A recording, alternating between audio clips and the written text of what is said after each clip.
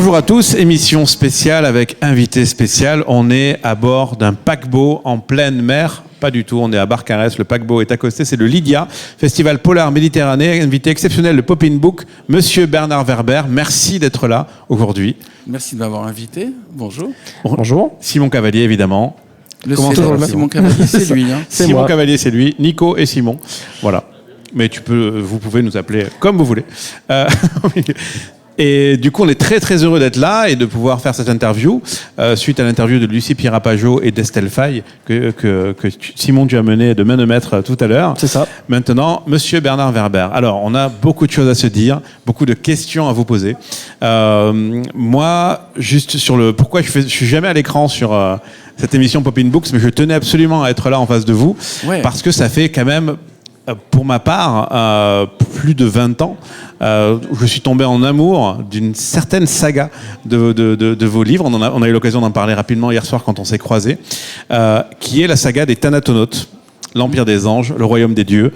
Et c'est des bouquins qui m'ont accompagné vraiment dans ma vingtaine et qui m'ont beaucoup inspiré et qui j'ai trouvé vraiment incroyable. Donc on aura l'occasion de parler un petit peu de ça et évidemment de tout le parcours, parce que là c'est 30 ans de carrière et ce livre qui vient de sortir.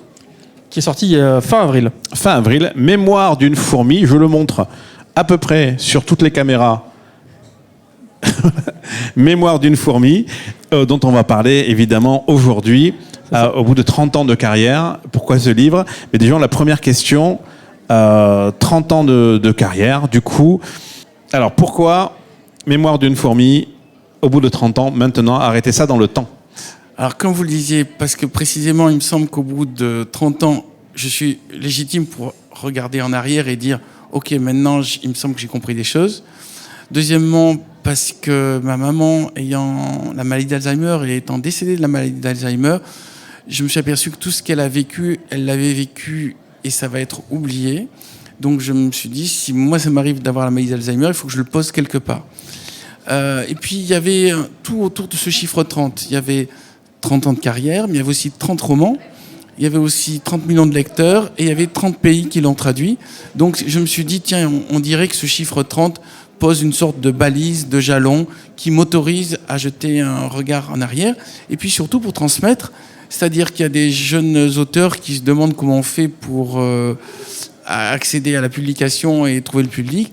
Moi, j'ai raconté comment j'ai fait pour être publié et comment j'ai pu progressivement faire que mes livres se répandent dans le temps et dans l'espace.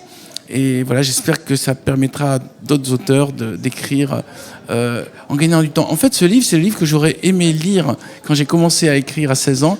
Et tous les conseils que je mets dedans, si je les avais eus, j'aurais gagné beaucoup de temps. Justement, ce parcours, 30 ans, a commencé comme journaliste scientifique. Oui. Au Nouvel Obs. Nouvel Obs, puis première publication, Fourmis, incroyable succès planétaire, hein, on peut le dire. Dans combien de pays on lit les fourmis ? Justement, 30. 30 C'était arrêté. C'est-à-dire le 31e, on a dit non, on n'en veut que 30. Non, en fait, c'est un peu compliqué. Je dis 30 pour faire rentrer tout dans le tiroir, mais il y a des tout petits pays, notamment en Europe centrale, dans lequel le livre est traduit, mais c'est des tirages minimes. Oui. En réalité, on est plutôt de l'ordre de 40. Une quarantaine de pays, quand même. Les gros pays dans lesquels le livre vit, c'est plutôt une trentaine. Bah déjà, félicitations pour tout ça. Alors, et la symbolique des chiffres, toujours très importante. Oui. Je me rappelle avoir lu ça dans des bouquins d'un certain Bernard Werber. C'est une symbolique des chiffres, je sais pas, Simon, tu l'as pas lu ça peut-être, qui accompagne vraiment toute notre vie. Parce l'évolution des chiffres. De la prise de conscience. Ouais. Mais vraiment, oui, c'est assez impressionnant. Moi, mon chiffre, c'est le 4. Depuis toujours, il y a je suis né 24, 12, 80, partout l'appartement 24 par hasard, et le 4 toujours. Et ça m'a vraiment marqué. Pourtant, on peut se dire... C'est le chiffre de l'homme. C'est le chiffre de l'homme et du choix, si je me souviens bien. C'est une croix. Je me rappelle plus où j'ai trouvé ça. Et en fait, j'ai peut-être inventé. Il y a un moment de ne pas avoir la mémoire. C'est vachement bien parce qu'on ne sait plus si on l'a inventé, on l'a trouvé quelque part. Mais donc, c'est un système qui fait, puisque vous me demandez ça, qui fait qu'on évolue selon les chiffres, oui. La forme des chiffres. Donc, quand il y a une courbe, c'est l'amour. Et quand il y a un trait, c'est l'attachement. Et quand il y a une croix, c'est le carrefour entre un chiffre et un autre chiffre. Donc, 1, c'est c'est le minéral, il n'y a pas d'amour, il n'y a pas d'attachement. 2, c'est la courbe de l'amour, de la lumière et du ciel. C'est le végétal, donc la courbe de l'amour, de la lumière et du ciel. Attachement au sol. Et l'attachement par la racine, donc le végétal prend la lumière, mais ne peut pas bouger. 3, c'est l'animal, la bouche qui mord sur la bouche qui embrasse, la bouche qui vit les émotions, c'est qui aime le ciel et qui aime la terre, et qui vit les émotions. Donc c'est l'être qui vit dans la peur et le désir. C'est les animaux. 4, c'est le passage des animaux au 5, qui est comme le végétal inversé. Je ne sais pas si on n'a pas perdu tous les spectateurs là maintenant dans l'explication. Et donc le 4, c'est ce qui va faire qu'on va quitter le stade animal pour aller vers le stade 5. Le 5, c'est aime le ciel, lié au ciel et aime la terre. C'est l'homme conscient, je crois. Voilà, c'est l'homme qui est capable de reculer et de comprendre le monde tel qu'il est de haut. Donc 4, c'est l'homme, et j'avais retenu ça dans ce qui avait été écrit, surtout moi, ce côté choix existentialiste aussi. On est au carrefour. Et ça m'accompagne toujours. 20 ans après, l'influence que peuvent avoir... Ce que j'aime bien dans cette idée, c'est que si on échoue dans ce croisement, on va redevenir des animaux. C'est ce qui se passe durant les guerres. Durant les guerres, tout d'un coup, on perd tout intellect, on perd tout... toute réflexion, on est juste dans la brutalité, l'envie de prendre aux autres, les pulsions primaires. Et c'est ce qu'on a vu durant la Première et Deuxième Guerre mondiale, alors qu'on croyait avoir énormément évolué. Tout d'un coup, tout s'effondre et on devient des animaux. Et on le voit encore aujourd'hui. Et on le voit encore dans les guerres actuelles. Et on peut échouer. On peut redevenir des bêtes, et de même qu'on peut réussir et devenir des êtres spirituels. Et c'est l'enjeu de notre époque, c'est pour ça que c'est l'époque la plus passionnante. Ouais. Je suis tellement content d'être vivant à cette époque et de voir ça. Il se passe tellement de choses là-dessus, évidemment. L'histoire accélère. C'est-à-dire que si on regarde ce qui s'est passé entre l'an 1000 et l'an 1500, finalement, c'est pas grand-chose. Alors que si on regarde ce qui s'est passé entre l'an 1950 et l'an 2000, c'est énorme. 2020 même, là, pour ouais, et là, que tout s'accélère.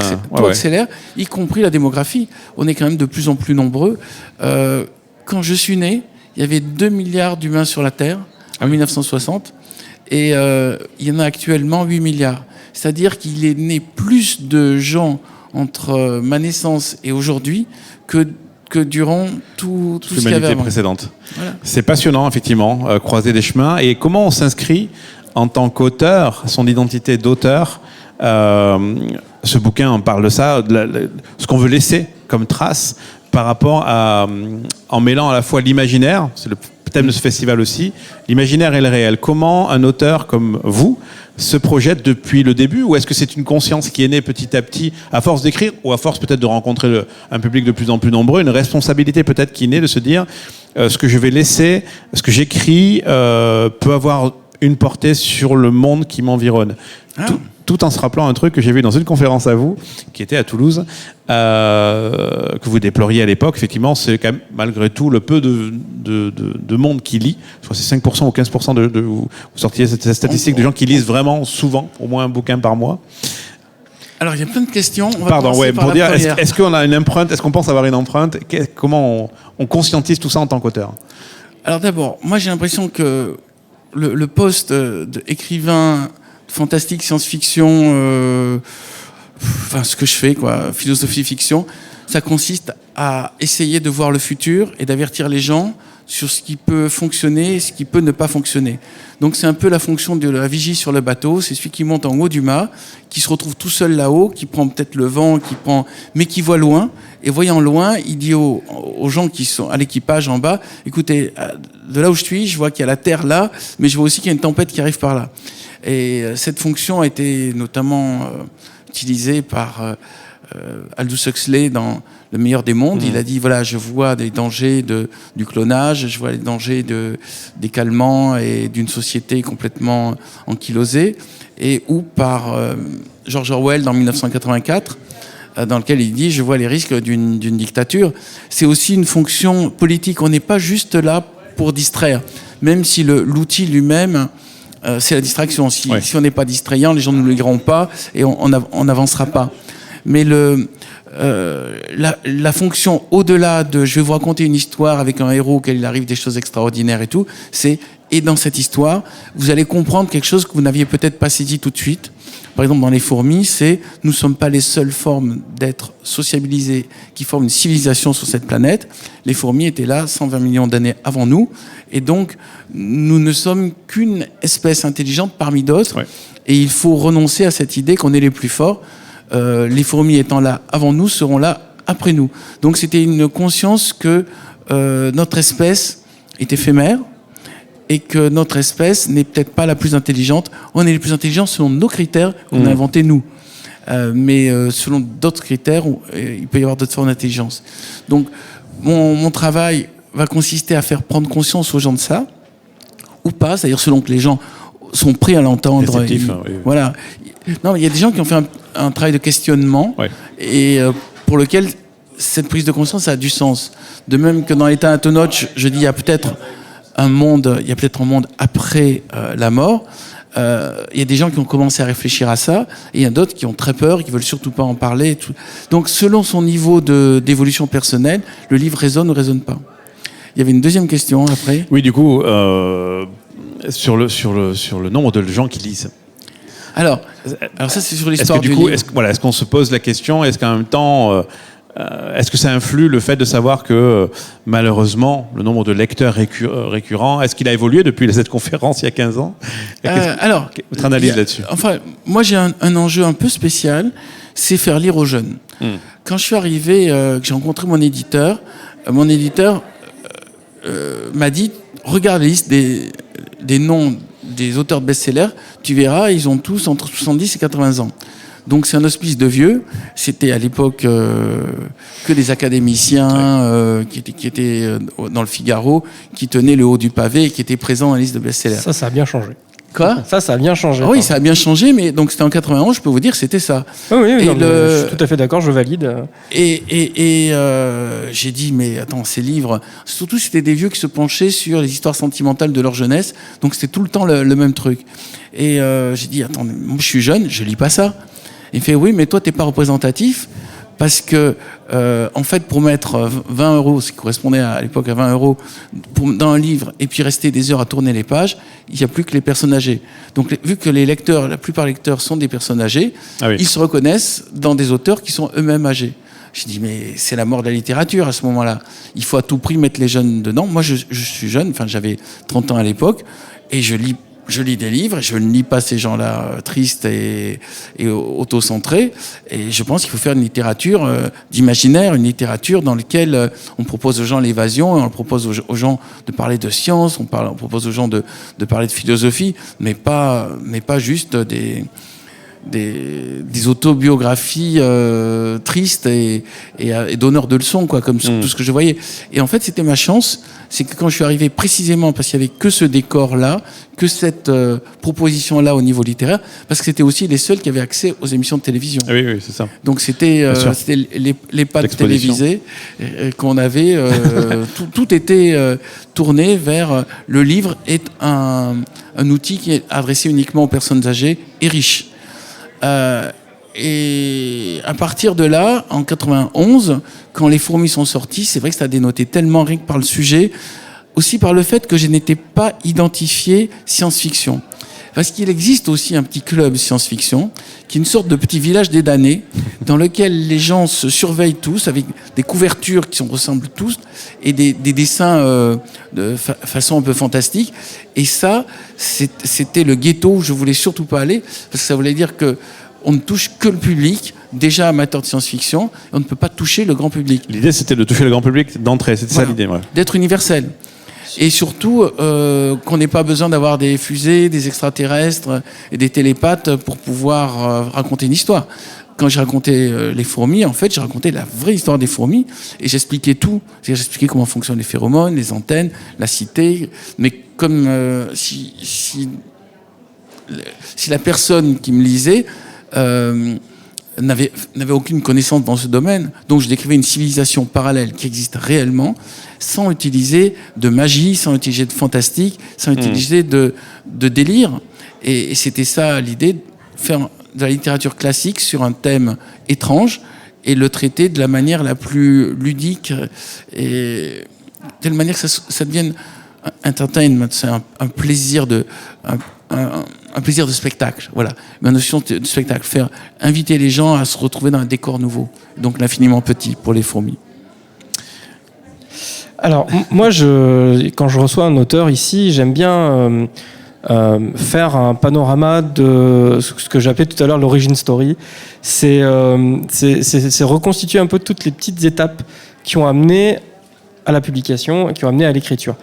Et ce qui est très agréable quand on vous lit vos interviews, quand on voit vos interventions, c'est que déjà vous démystifiez totalement le rapport à l'écriture et le rapport au travail littéraire, ce qui est une chose qu'on ne fait pas en France, qu'on commence à faire maintenant, parce que vous êtes notamment passé par là, mais que les anglo-saxons, par exemple, sont totalement libérés par rapport à ça. Donc moi, mes questions vont plutôt être orientées, et c'est des sujets que vous abordez dans Mémoire d'une fourmi, mais c'est vrai que moi je vais plutôt être sur votre technique d'écriture et sur en fait toutes les petites étapes qui vous ont amené en fait déjà à avoir le goût de la lecture. Comment ça s'est passé chez vous, comment vos premiers rapports à la lecture, et est-ce qu'il y a une étape qui vous a fait dire aussi bon, maintenant c'est bien de lire, mais moi j'aimerais bien passer un cap et j'aimerais bien écrire et après être publié. Donc je reprends un peu depuis le début. Donc votre goût de la lecture, il a été forgé à comment ? À quelle aune et avec quel... Est-ce qu'il y a des noms qui vous restent encore en tête ? Alors, d'abord, c'est papa. Papa qui m'a raconté des histoires avant de me coucher. Donc, si vous êtes papa, vous avez dû vous-même raconter des histoires à vos enfants, pour ceux qui nous écoutent. Et ce moment inscrit une idée, c'est que je suis connecté à mon père quand il me raconte une histoire. Et il me racontait beaucoup de mythologie grecque. Donc, pour moi, la mythologie grecque est devenue la base de toutes les histoires. Et il s'avère, il y a quelque chose de fantastique à la mythologie grecque, c'est que ce sont des dieux sympas et des dieux humains. C'est-à-dire qu'ils ont des défauts, même Zeus, c'est le gros dragueur, il pique des colères, sa femme est jalouse. Aujourd'hui, il sera un peu dans le mytho. Hein. Ah oui, exactement. Il aurait beaucoup de problèmes. Exactement. Il se déguise il se transforme en cygne pour... en taureau, en cygne. Pour aller faire l'amour avec des femmes mariées en plus. Hein. Et pas forcément toujours consentantes. Hein. Et voilà, exactement. Mais à un moment, il se déguise en fourmi. Il y a une déesse qu'il arrive à séduire comme ça, et je trouvais que c'était très rigolo et qu'il y avait plein d'images qui arrivaient, puis il y a un bestiaire, il y a de Dionysos, il y a Héphaïstos, enfin tous ces dieux grecs. Je préfère faire le repère des Grecs plutôt que les Romains, parce que je considère que les Romains n'ont fait que copier les Grecs. Surtout qu'après ils les ont amalgamés à d'autres trucs qui sont arrivés, c'est un peu compliqué. Petite parenthèse, progressivement j'ai découvert, quand je me suis intéressé à l'histoire, que les Grecs sont les innovants et les Romains ne sont que les copieurs. Alors on a l'impression qu'on est dans la culture romaine, parce qu'on a les chiffres romains, on a l'Empire romain et tout, mais par exemple, je suis vraiment hors sujet complètement, mais pas grave. Mais par exemple, un truc, il est très difficile de citer un scientifique romain parce qu'il n'en a pas. Si je vous demande par contre de citer un scientifique grec, vous allez avoir tout de suite des noms. Archimède, Thalès, Pythagore, voilà. Pythagore, je me rappelle des mathématiques du collège. Mais même Héron d'Alexandrie, qui est un monsieur qui avait inventé la machine à vapeur à peu près en 400 avant Jésus-Christ. Donc vraiment, les innovants, ce sont les Grecs. Et les Romains, ils ont copié même la mythologie. Donc c'est pour ça que je cite les Grecs. Et... donc mon père m'a initié à la mythologie grecque. À partir de la mythologie grecque, je suis allé vers les contes et légendes du monde entier, parce que je me suis dit c'est la meilleure manière de connaître un pays, c'est connaître ses légendes. Et après, il y a eu ce rendez-vous que je raconte dans Mémoire d'une fourmi. C'est à 8 ans, alors que j'étais un élève plutôt moyen, j'ai fait une rédaction qui s'appelle Souvenir d'une puce, qui racontait une puce qui monte des pieds à la tête d'une personne et qui raconte tout ce qu'elle voit sur le chemin. Et le prof m'a dit, j'ai beaucoup ri, mais votre première phrase, par contre, vous comprendrez qu'elle fonctionne pas. Vous comprendrez ça un jour. Et cette phrase, c'était « Je suis une puce née d'une mère pucelle et d'un père puceau ». Et en effet, j'ai compris plus tard que ça ne fonctionnait pas. Effectivement. Mais j'ai vu que... Mais il y avait de l'idée. Il y avait une logique quand même. Il y avait déjà l'idée que l'infiniment petit nous observe nous. C'est-à-dire placer une caméra à un endroit inattendu. Et puis l'autre idée, c'est que un roman est une odyssée, c'est-à-dire que c'est un voyage, c'est un personnage qui voyage et qui va évoluer en même temps qu'il découvre des décors différents jusqu'au moment où il arrive au bout de sa quête et là il doit avoir une révélation. Donc cette structure était déjà dans cette rédaction de 4 pages que j'ai écrit à 8 ans et à partir de là je suis devenu le raconteur d'histoire de la classe, donc toujours aussi mauvais élève, toujours aussi mauvais au football et au sport, mais j'avais trouvé ma fonction de druide ou de griot.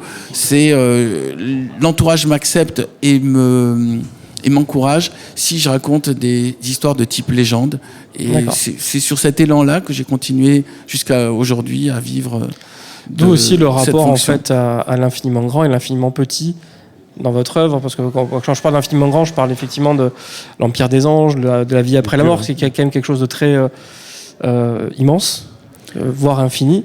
Et puis des toutes petites choses comme les fourmis ou même des choses du quotidien comme votre série sur les chats. Voilà. Et voilà, donc l'idée de placer la caméra à des endroits exotiques. Quand on regarde un roman normal, donc on est tous à hauteur des yeux. Donc si je faisais cinéma, donc c'est le champ contre champ, des gens qui parlent, des gens qui se battent, des gens qui font l'amour, des gens qui meurent, et on a tout le temps le même point de vue. Et quand vous êtes dans les fourmis, déjà vous avez un point de vue. Je sais pas si on a. Donc voilà, on a un point de vue en contre-plongée. Voilà, c'est ça. Et quand vous avez les anges ou les dieux, vous avez un point de vue en plongée. D'accord. Et si vous avez les extraterrestres, on a un point de vue au téléobjectif. Et si vous avez les chats, on dirait en objectif plus macro. Donc c'était de dire, attendez, on va parler de l'humain, mais avec des placements différents, comme si on faisait un petit pas de côté pour mieux comprendre qui on est.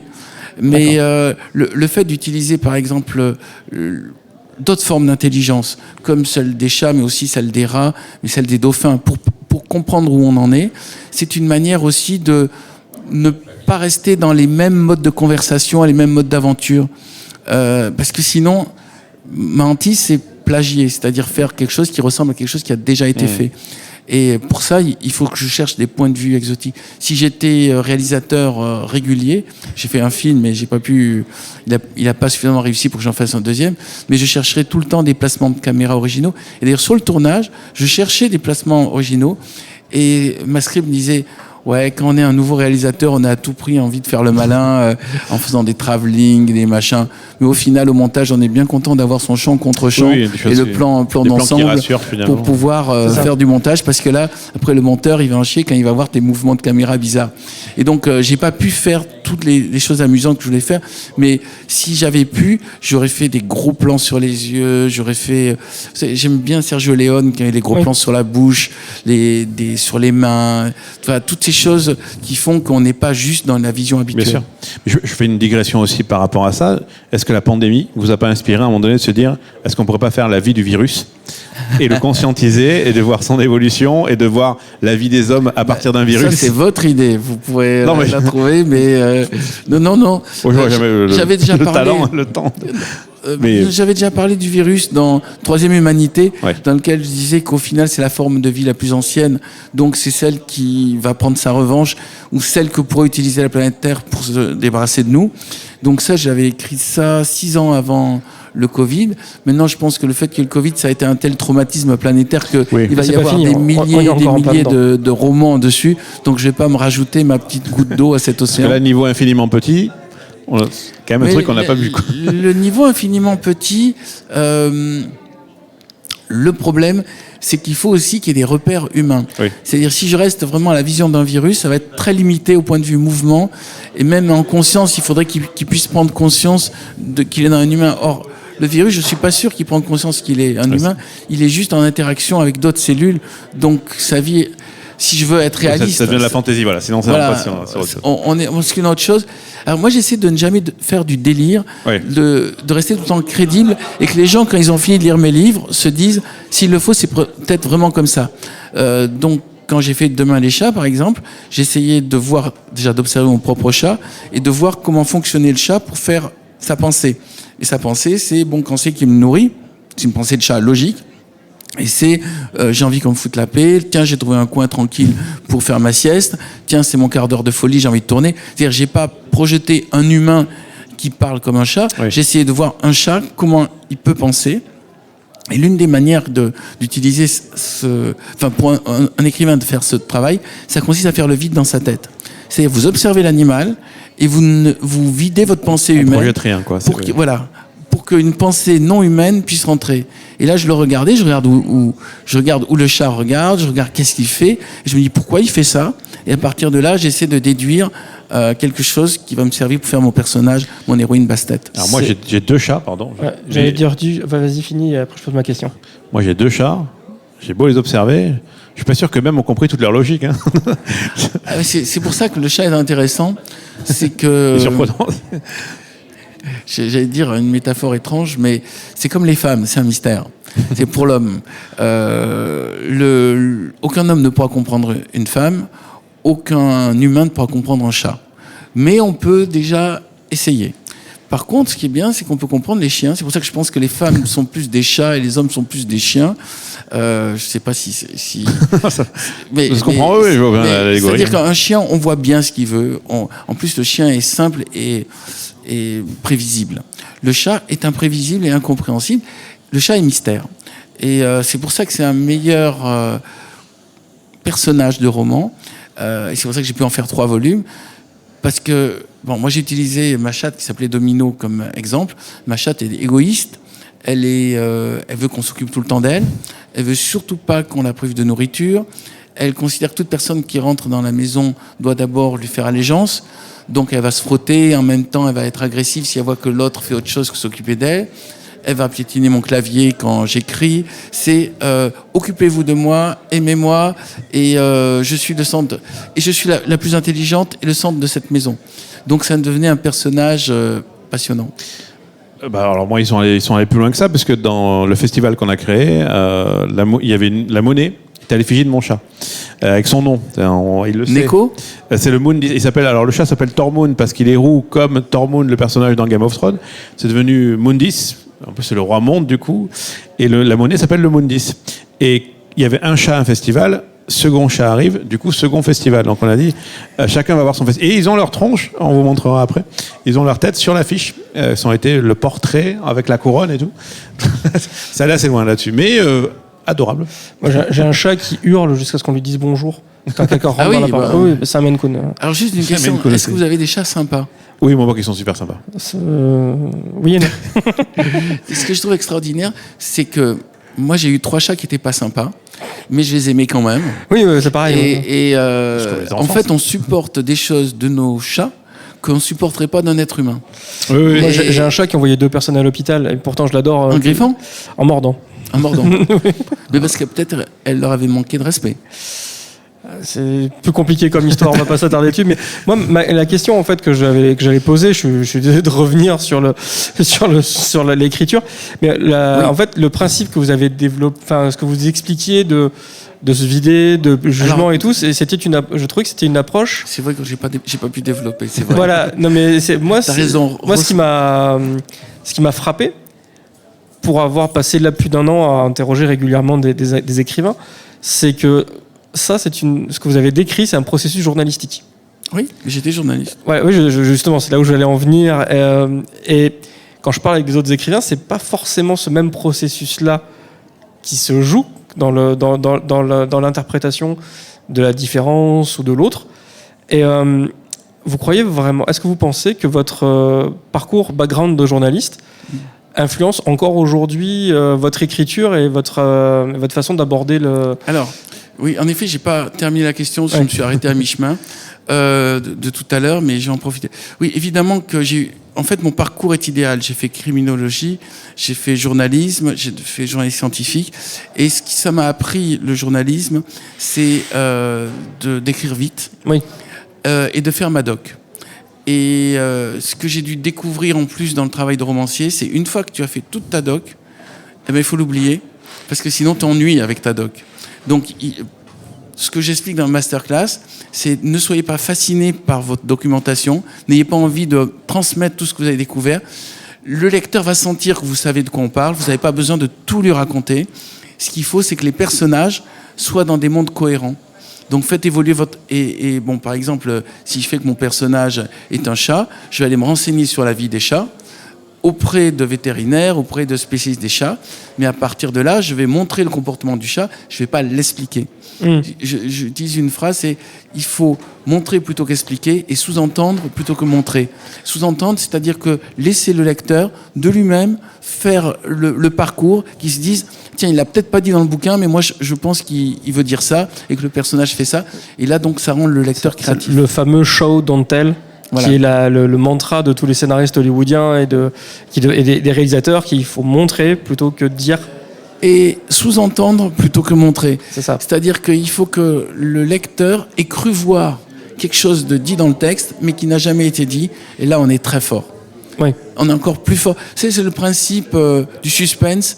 Quand vous voyez un personnage qui a peur de voir quelque chose, mais vous ne montrez pas. Oui. Justement, vous ne montrez pas ce qui le fait peur. Sa peur suffit. Oui, Alien. Alien, on a très très peur et pourtant on voit le monstre vraiment qu'au final. Et on ne montrerait pas le monstre, le film marcherait quand même. Oui. Et d'ailleurs, dès le moment où on montre le monstre, d'ailleurs, monstre, ça veut dire celui qu'on montre, la tension descend. On fait ah bon, donc d'accord, c'était ça, il fait peur, mais c'est identifié. C'est comme ces gens qui ont une maladie, tant qu'ils ne savent pas ce que c'est, ça fait très très peur. On dit qu'on leur dit ah, votre maladie c'est ça et ça. Parce qu'on circoncie en fait. On circoncie la peur ou la chose à quelque chose de très concret et on sait où sont les limites, c'est très Lovecraftien. Voilà, j'allais dire, c'est la force de Lovecraft. C'est très Lovecraftien. Chaque fois qu'il décrivait des monstres tentaculaires avec 20 yeux et tout, ça devenait le cirque. Et dès le moment où il a dit, il avait face à lui l'innommable, ou l'abominable être Cthulhu incarné, mais sans le décrire, moins on décrit, plus le lecteur va faire ce travail de création lui-même. Et du coup, il va y mettre de lui et de ce qui lui fait peur. Exactement. Moi, je dis, dans un roman, il y a 50% fait par l'auteur, 50% fait par le lecteur. Et plus le lecteur a une marge de manœuvre, plus le lecteur va projeter sa propre vie dans le livre. Voilà, c'est pour ça que 20 ans plus tard, on se rappelle de livres, parce qu'ils nous ont marqués à ce moment-là et qu'on y a associé des choses. Moi, c'est sûr, l'Empire des Anges. On vient toujours dans un livre avec ses bagages. Ouais. C'est un truc que j'ai appris. On vient toujours sur une œuvre, sur un livre avec son propre bagage qui va compléter celui de l'auteur et ce que l'auteur va essayer de nous dire. Vous faisiez référence à l'Empire des Anges. L'Empire des Anges, c'était cette idée que nous avons tous un ange gardien et je proposais 3 figures pour que les gens se disent ma vie ressemble plutôt à ce personnage ou à ce personnage et à ce personnage. Et maintenant, on voit le contre-champ, toujours pareil, c'est-à-dire, ok, en imaginant qu'il y a un ange gardien, on prend l'hypothèse ange gardien, comment il fait pour m'aider ? Et quel est son pouvoir d'action ? Et c'est là où j'ai inventé les 5 leviers, dans lesquels il y a les chats, l'intuition, les signes, les médiums, et le dernier, je ne me rappelle plus, les rêves. Et voilà. Il y a toujours des gens que j'oublie, mais là, non. Et donc, en fait, les anges ne peuvent pas agir dans la matière. Un ange ne peut pas vous pousser alors que vous êtes sur le point de faire écraser par une voiture. Mais il pourra tout d'un coup vous donner un petit truc qui fait que vous arrêtez. Oui, un indice. C'est-à-dire, c'est de l'immatériel. Enfin, je perçois l'action de mon ange comme étant dans l'invisible, enfin, pendant l'hypothèse ange, mais étant quand même pouvant agir dans les rêves. Donc, c'est pour ça que par moment, quand on rêve à un problème, quand on s'endort en rêvant, en pensant à un problème, on trouve dans le rêve la solution. Tout à fait. Question influence, moi, sur la musique. Parce que, évidemment, c'est un peu le cœur de métier aussi de ce qu'on faisait ici, la musique et la pop culture. J'avais lu, à l'époque, vous publiez les œuvres que vous écoutiez pendant l'écriture. Il y a la playlist, pas dans celui-là parce que ça c'est mon autobiographie, mais sur la prophétie des abeilles par exemple, il y a la playlist dans laquelle, comme par hasard, j'écoutais Kingdom of Heaven, donc vu que ça parle des Templiers, j'écoutais la musique de ce film-là. Hans Zimmer, je crois. Comment ? C'est Hans Zimmer, Kingdom of Heaven. Non. Non. Ça doit être Horn. Alors, Kingdom of Heaven, c'est Harry Gregson Williams. Oui. Le compositeur de Shrek. Et Light of the Seven. Ouais. Mais j'écoute beaucoup d'Hans Zimmer, notamment La Samouraï. Je sais qu'il y a beaucoup de mes livres qui ont été avec ça. Et puis, quand je démarre un livre, en général, il y a une musique qui marche à tous les coups. C'est Tubular Bell de Michael Field, parce que c'est répétitif. Donc, au bout d'un moment, ça crée une ambiance, mais l'esprit n'est pas accroché à un thème. Et ça, je recherche ça. Et dans celui-là, quand j'ai écrit La prophétie des abeilles, j'ai découvert un groupe qui s'appelle Ratata, Vous connaissez? J'ai deux noms, mais j'ai pas eu l'occasion d'écouter. C'est très surprenant. Et en fait, je fais peu de découvertes. Et Woodkid, qui est vraiment ma référence de. C'est tellement cinématographique. Ouais, c'est progressif et c'est musique de film. Et donc il y a des musiques de film, mais aussi d'autres musiques, quoi. Si on sortait un peu de l'écriture, est-ce que vous avez une musique de film qui aurait transformé votre vie ou marqué votre vie? Alors c'est sur l'écriture des Thanatonautes.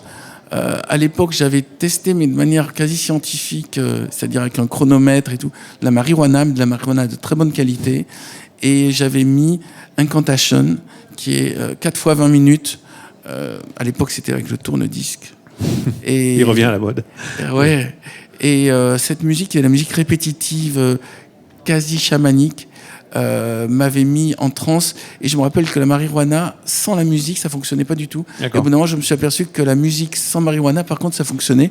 Donc j'ai arrêté la marijuana. J'ai dû prendre en tout 4 fois dans ma vie, ce qui pour un jeune est assez réduit. Mais par contre, j'ai plus que moi, mais c'est déjà. Oui, c'est pareil. Plus que moi.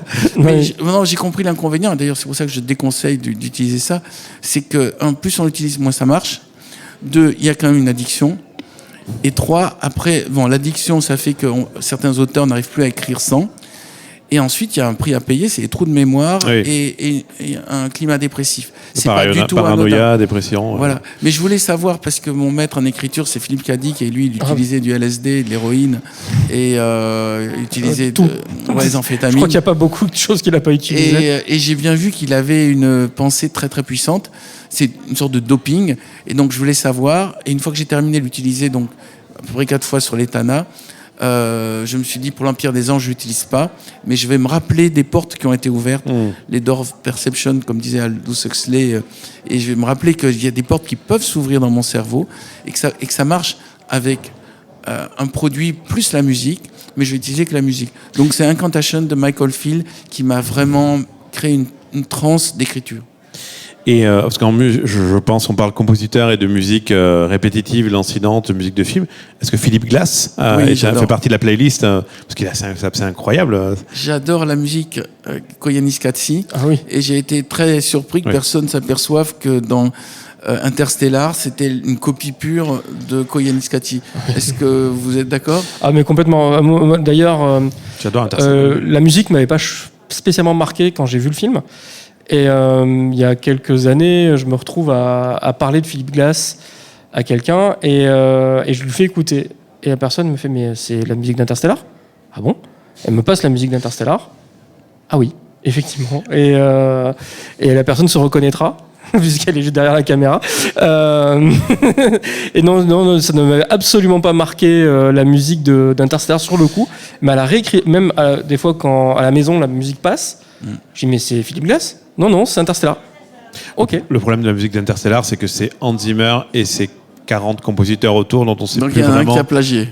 On sait plus vraiment malheureusement qui compose vraiment. Voilà, il y a trop de monde autour, mais c'est vrai que elle marche très bien dans Interstellar, c'est sûr. Mais oui, moi j'avais Philippe Glass. Moi j'étais la musique de The Hours. Moi j'avais les heures, ce film qui passait un peu inaperçu.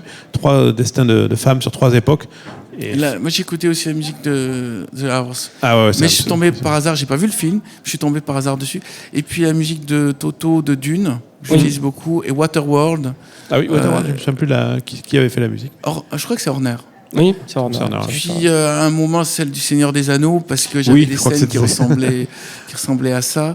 On parlait de Miyazaki hier soir, entre deux. Ouais. Est-ce que les musiques de Joe Hisaishi ont aussi, d'une manière générale, boosté l'imaginaire ou pas du tout? Il y a une musique que j'ai mis en boucle, c'est celle de Ghost Ghost in the Shell? Non, Ghost in the Shell. Ah, ça c'est Mamoru Oshii, Kenji Kawai. Il y a une scène où il y a une sorte de carnaval où il y a plein de monstres qui surgissent de partout. Ça, c'est dans Innocence, dans le deuxième. Non, c'est pas dans Paprika, ça? Je crois que c'est dans le deuxième. Ah, c'est il y a une scène de carnaval dans Innocence. Avec des dragons partout. Oui, c'est ça. C'est la scène de dans Innocence, c'est dans le deuxième. Des cris ces mélanges de cris et de chants de femmes en chœur. Et ça me met une émotion terrible. Quand j'entends ça, je passe dans une vibration et je comprends pas que d'ailleurs ça ne fasse pas ça sur tout le monde. Mais tu vois ce passage. Oui, très bien. Je vois en fait la musique de Kenji Kawai pour Ghost in the Shell. On l'a nous-mêmes repris dans un clip. On a fait une version, on le joue en live. C'est avec les voix bulgares, cet effet très particulier qui maintenant vient d'être mis au goût du jour. Voilà, c'est les voix bulgares, exactement. Les voix bulgares parce que Stromae. A revendiqué effectivement l'influence de Ghost in the Shell pour son dernier album. Il a utilisé les voix bulgares aussi dans son dernier album, mais c'est vrai que ce chant-là est très particulier, à la fois guttural, il vient de l'intérieur, ça bouge, ça vibre, et c'est magnifique. Effectivement, oui, je vois très bien. Effectivement, dans la musique du cinéma d'animation japonais, c'était pareil. Ça commence à être reconnu aujourd'hui, ne serait-ce que ce cinéma d'animation japonais et les musiques qu'il y a avec. C'est comme votre parcours finalement. Il a fallu des années pour dire, mais l'évidence était là. J'espère qu'il y a un moment. Le temps finit par décanter les œuvres mineures et faire ressortir les œuvres majeures en général. Ouais. Moi, je me rappelle, il y a un film que j'ai adoré, c'est Porco Rosso. C'est mon préféré de Miyazaki. Et quand c'est sorti, ça a à peine été repéré. On se disait juste un truc pour les enfants avec un personnage qui a une tête de cochon. Et je trouve que c'est une merveille. Et il y a un truc bizarre dans les trucs japonais, c'est qu'il y a des côtés enfantins, tout d'un coup. Et puis il y a des côtés de philosophie énormes. Tout est mélangé. Sur Porco Rosso, il y a plein de choses à dire. À la base, c'est un court-métrage, je ne sais pas si vous saviez. C'est un court-métrage commandé par Japan Airlines à Miyazaki pour diffuser dans les avions. C'est un court-métrage. Miyazaki, on lui dit, fais un court-métrage, évidemment. Il commence à partir dans son bricolage. Il fait un long-métrage. Et c'était pas prévu. C'est pour ça qu'il y a marqué Japan Airlines au début, je crois, du film. Et c'est un film, moi, c'est mon préféré. Je le dis sur scène quand on a le concert hommage à Miyazaki. Quel est votre film préféré de Miyazaki? Est-ce que c'est pas un peu le premier que vous avez vu aussi? Et moi, c'est le premier. À l'époque, cassette vidéo. Et la VF, la version française incroyable. Et l'anecdote, alors je vous la raconte, peut-être vous la connaissez pas. Sur le doublage en français, c'est Jean-Marc Pantier, qui est un type d'une humanité incroyable, qui a fait le doublage français de ce film-là. Pour Canal+ et Ucor, et ils lui ont demandé une voix un peu connue. Puis il venait de voir Léon, la projection, donc il a pensé à Jean Reno. Ils ont fait venir Jean Reno. Qui est parfait là-dedans. Alors il est venu avec son neveu, c'est l'anecdote, vous allez voir. Et ils ont montré une version du film en VO sous-titrée, évidemment. Et Jean Reno, il a vu le film, il y avait son neveu de 12-13 ans. Et à la fin, il a dit, j'ai pas compris ce que j'ai vu. Et il s'est retourné vers son neveu qui lui a dit, tonton, c'est génial, il faut que tu le fasses. Il a dit, pour mon neveu alors, je vais le faire. Et effectivement, il a campé un Porco absolument parfait. Il y a Jean-Luc Reichmann qui joue la voix de l'américain dans Porco Rosso. Ah bon, c'est Jean-Luc Reichmann. Il a commencé en tant que comédien de doublage. Et même sur les émissions de Nagui en 92, c'est lui qui fait la voix off. Il était comédien de voix off. Puis il fait beaucoup de théâtre. Il a fait les Guignols de l'info aussi, Reichmann. Oui. Et puis il y a d'autres voix incroyables, dont c'est Gérard Hernandez, qui est sur M6, qui joue la voix de Grand-Pa Piccolo. It's no good. Et voilà, et nous, pour l'anecdote, on a eu la chance d'avoir toutes ces voix. Alors, pas Jean Reno, mais même Jean-Luc Reichmann, qui nous ont refait des voix, parce que quand on a fait les Échos de la Vallée du Vent, qui était le premier concert hommage, en fait, on voulait créer de nouveaux dialogues, comme si les personnages se retrouvaient plus tard. Et donc, il y a des voix comme ça qui passent, et on a eu la chance d'avoir ces voix-là. Mais en tout cas, dans Porco Rosso, c'est une émotion toujours... je trouve que c'est une nostalgie, une histoire d'amour cachée entre des êtres qui ont 40 ans. C'est pas ça qu'on montre aux enfants d'habitude, et c'est plutôt sublime, quoi. C'est fait pour troubler le public français, parce que on ne sait pas si c'est pour adultes ou pour enfants. Et il y a universel.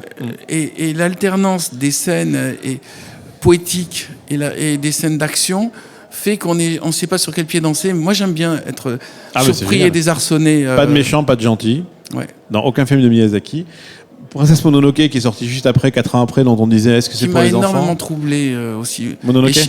Plus que Chihiro. Chihiro, ça a été de la reconnaissance un peu au Festival de Cannes et tout. Mais Mononoke, d'abord, c'était 2 heures de dessin animé avec quand même des visions qui faisaient très très peur et qui alternaient avec des visions très très belles et une sorte de revanche de la nature, des scènes cruelles. Tout était en fait non occidental. Ouais. Et donc c'est ça qu'on aime dans ce cinéma-là, c'est-à-dire qu'on n'a pas les références habituelles. Que je retrouve maintenant dans le cinéma coréen. Le cinéma coréen, dans le truc japonais, j'ai rien vu récemment qui m'a plu, mais dans le cinéma coréen, j'ai l'impression qu'ils sont hyper innovants et qu'ils lancent des tas de nouvelles pistes. Complètement. Et pour finir juste sur Princesse Mononoke, pour faire la boucle avec tout à l'heure, Hisaichi a été inspiré à ce moment-là par James Horner. Donc il y a le grand thème d'Ashitaka ressemble à celui de Braveheart, parce que à ce moment-là c'était un peu son inspiration. Alors après il y a avec beaucoup d'autres choses à côté. Et Mononoke, Miyazaki lui-même disait un enfant de 5 ans peut le voir il y verra des choses que vous n'y verrez pas, et vice-versa. Et donc c'est possible, il n'y a pas de problème. 2h15, 5 ans, on peut y aller. Après, est-ce que tout le monde le fait? Je ne sais pas. Chez soi, je pense que c'est plus facilement jouable de montrer ça à 2h15 à un enfant de 5 ans qu'en salle. En tout cas, pour revenir à notre interview, parce que on digresse, on adore ça, on parle entre passionnés de ces cultures de l'imaginaire. Mémoire d'une fourmi, qui vient de sortir en avril. Fin avril. Donc il a même pas 2 mois. Donc on peut dire que c'est un peu un roman, c'est pas un roman du coup, mais les mémoires de Bernard. C'est un mode d'emploi pour entrer dans mon univers. En même temps, j'ai essayé de choisir les choses les plus surprenantes qui me sont arrivées pour rester dans le romanesque, mais tout ce qui est raconté dedans, en tout cas, c'est des choses que j'ai vécues réellement. Il y a des scènes, ça démarre tout de suite par une scène de polar pratiquement, mais ça m'est réellement arrivé. Et c'est alors quelqu'un m'a braqué avec un revolver, il m'a dit je vais te tuer, et c'était en Corse. Il m'a pris pour quelqu'un d'autre, j'avais 14 ans, et puis je veux pas déflorer trop, mais il y a un gosse qui a surgi, qui a dit tire pas papa, c'est pas lui, et il m'a dit partez vite, je m'occupe de papa. Et après, j'ai eu la découverte de tout ce que c'était. Mais ma propre vie, si je ne l'avais pas vécue, je n'y croirais pas. Pareil, à peu près à 13 ans, j'ai rencontré une sorte de maître yogi qui m'a appris la méditation. Moi, j'avais 13 ans, il avait 13 ans aussi. Et il m'a appris à faire du voyage astral.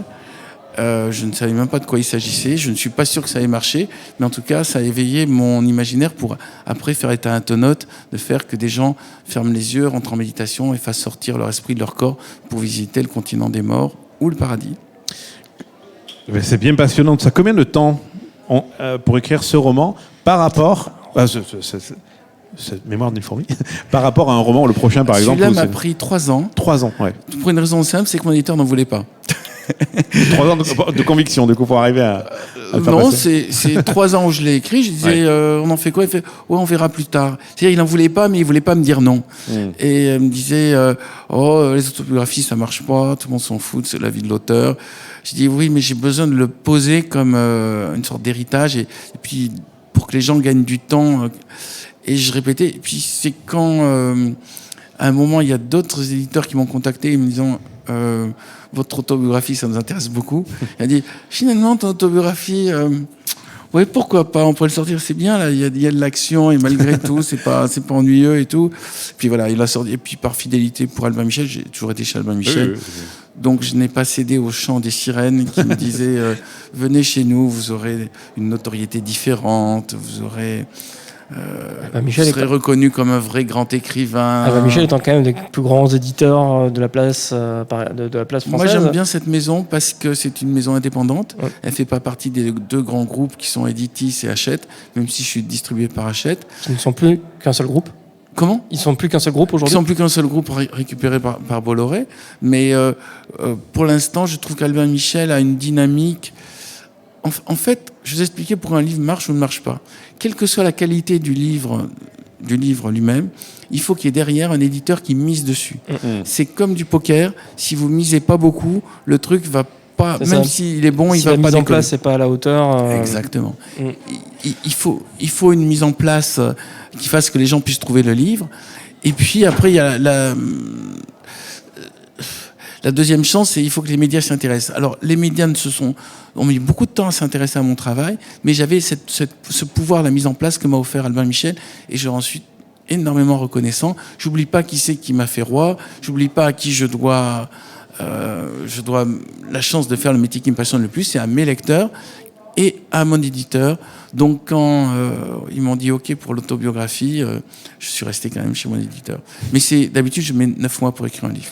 C'est ma règle, c'est 9 mois. Et est-ce qu'ils vous en écrivez des fois plusieurs à la fois, ou c'est vraiment j'arrête dès qu'un fini Non, j'en écris 2, comme 2 jumeaux. Il y en a un qui, à mi-chemin, je me dis, il fonctionne moins bien que l'autre. Donc j'en abandonne un, quitte à le reprendre plus tard. Mais en général, j'en ai toujours 2 et même au quotidien, je ne sais pas si c'est toujours d'actualité, mais pendant un moment, vous racontiez que vous écriviez une nouvelle par jour. Oui. Quoi qu'il arrive, vous écriviez une nouvelle par jour, en plus de la session d'écriture du roman. Une idée qui peut devenir une nouvelle. C'est-à-dire tous les matins, je fais de 8h à midi et demi mes 10 pages. c'est assez calibré. À la Stephen King. Vraiment il fait la même. Il fait pareil, ouais. Il porte fermée, et il fait son volume qui s'est imposé, puis après il ouvre la porte. C'est littéralement, il change de bureau. Et là, il continue à écrire, mais les gens peuvent intervenir, peuvent venir le voir. Midi et demi, je change pas de bureau parce que je travaille au café, mais ils me chassent parce qu'ils veulent faire le dressage pour le déjeuner. Et à midi et demi, c'est un peu tard, en tant qu'ancien serveur. Non, mais ils m'aiment bien, donc ils me tolèrent midi et demi. Mais dans certains restaurants, quand je ne suis pas dans mon restaurant, ma brasserie habituelle, ils me disent allez, on va faire le dressage. Voilà. Donc là, ils me connaissent. En plus, c'est une brasserie où ils acceptent de baisser la musique. Parce que la deuxième difficulté quand on travaille dans des brasseries, c'est que vous avez Aretha Franklin très fort à partir de 8h du matin. Et il faut leur dire, vous pouvez pas le baisser un peu, là, que je puisse travailler. Avec Howard Shore dans les oreilles, du coup. Voilà, et me mettre le casque. Mais des fois, le casque n'arrive pas à surpasser le bruit de la musique. Vous avez été serveur, alors ? Oui, j'étais parmi beaucoup de choses. J'étais serveur à Paris, notamment. Et comme je viens du Sud-Ouest, j'ai bossé dans un resto spécialiste du Sud-Ouest. Mais oui, bien sûr. Bien sûr. Et entre autres activités, prof de tennis, livreur de pizza bio à vélo électrique il y a 10 ans à Nancy. Bref, les parcours sont rigolos parce qu'ils sont tous... Vous êtes prêt à écrire des bouquins alors ? Ah oui, j'aimerais beaucoup. Parce que c'est ça qui sert. Mais le temps, c'est le temps, l'implication. Et il y a une question sur régularité. Ouais. Même si vous faites 10 minutes par jour, mais tous les jours, au bout d'un moment, c'est comme se laver les dents. Ça devient naturel. On n'est pas obligé de faire 4h30 tous les matins. Je me doute que vous avez d'autres activités à côté qui ne vous le permettent pas. Mais la régularité, c'est le principal. C'est la clé de tout. En imaginant qu'on est un mauvais écrivain et qu'on a une mauvaise idée. Mais si, en écrivant tous les matins régulièrement, au bout d'un moment, on va s'apercevoir comment rendre cette mauvaise idée bonne. Et 2, au bout d'un moment, on va comprendre comment faire que l'histoire soit prenante. C'est juste, si vous tous les jours faites du pain, au début, il sera pas bon. Et au bout d'un moment, juste par envie d'améliorer votre art, vous allez finir par devenir bon. Et la question je une petite parenthèse là-dessus, sur être dans l'action ou avoir du recul. Est-ce qu'on peut écrire si on est toujours dans l'action, dans tout ce qu'on fait à côté, ou est-ce qu'on a besoin d'avoir des phases plus posées de sa vie, ou vous pensez que dans tous les cas, on peut... Alors, moi, je suis toujours avec du recul. Ce que je raconte aussi dans la mémoire d'une fourmi, quand le type m'a mis le revolver sur la nuque, j'étais en train de me dire, ça y est, c'est fini. Donc, c'est comme si je m'étais dissocié. Et j'ai toujours du recul, ce qui fait que je pense en situation où les gens doivent paniquer, je ne panique pas, je réfléchis. Mais il y a des moments où la panique te sauve. Et moi, je ne serais pas... C'est-à-dire, je ne me mets pas en colère, je ne me bats pas, et je ne me mets pas à crier, à pleurer. Et ce contrôle-là, qui est censé être positif, peut s'avérer en situation... Je ne sais pas, sur le Titanic, il faut crier, il faut courir partout. Vous resteriez à écouter l'orchestre Non, oui, je resterai à écouter l'orchestre, et je me dirais, ça s'arrête là, c'est pas grave. D'ailleurs, je signale sur le Titanic, il y a un groupe de milliardaires, dont Guggenheim, qui sont restés, je crois qu'on le voit dans le film, qui sont restés à fumer le cigare, à prendre des cognacs, en se disant, foutu pour foutu, autant que nos derniers moments se passent dans la sérénité. Et je crois que je serais dans cet état-là de résignation et de philosophie, ce qui fait que c'est pas des réflexes de survie. Chez moi, le cerveau reptilien ne contrôle pas tout, c'est le néocortex qui contrôle. C'est-à-dire que je continue tout le temps de réfléchir. Et c'est un vrai problème. Et même pour mon entourage, c'est un problème.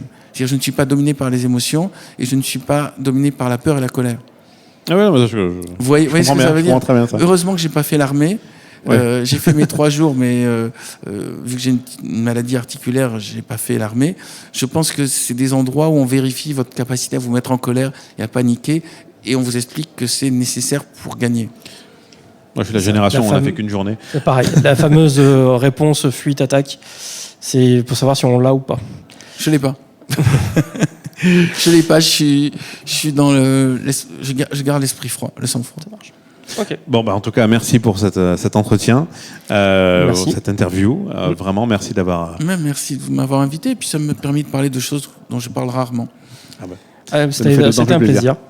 Merci beaucoup, merci d'avoir suivi cette interview à tous. À bientôt sur les réseaux du festival Échos et Merveilles, dont on rappelle qu'une grande édition de Salon du Livre se prépare pour novembre 2023 dans le nouveau centre des congrès de Toulouse et son parc expo, entre autres choses, avec beaucoup d'écrivains. Et on va continuer d'ici là, c'est la route vers le festival, à interviewer, à prendre nos caméras un peu partout ou dans notre studio, grâce à Simon et puis tous ces auteurs qu'on remercie de nous avoir déjà accompagnés jusque-là. Et nous avoir fait confiance. Oui. Voilà, donc fait confiance. Merci à tous, merci aux éditeurs, merci aux auteurs. Lisez beaucoup, lisez évidemment Mémoire d'une fourmi, le dernier opus de Bernard Werber, qui n'est pas un roman, mais passionnant sur, effectivement, 30 ans, je lis juste ce qui a marqué derrière, effectivement.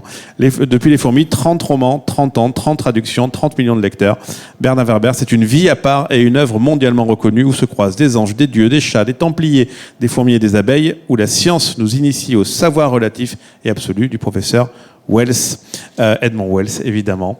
Donc merci Bernard, on aurait beaucoup de choses à se raconter, on va se les raconter en mangeant.